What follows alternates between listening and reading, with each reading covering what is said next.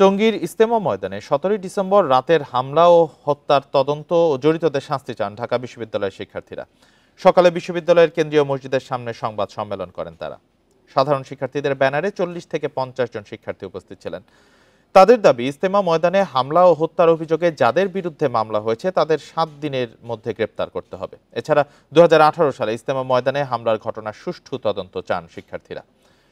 সংবাদ সম্মেলন থেকে বিশ্ববিদ্যালয়ের শিক্ষার্থী পরিচয়ে গঠিত সচেতন ছাত্র সমাজকে ভুইফোঁড় সংগঠন বলে অভিযোগ করা হয়। অবিলম্বে তাদের জবাবদিহির আওতায় আনারও দাবি জানান শিক্ষার্থীরা।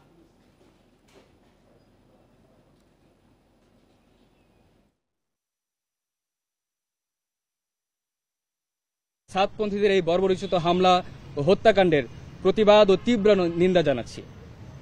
আমরা অন্তর্বর্তীকালীন সরকারকে আহ্বান জানাতে চাই, এই হামলা ও হত্যাকাণ্ডের দৃষ্টান্তমূলক শাস্তি অতি দ্রুত সময়ের মধ্যে নিশ্চিত করতে হবে।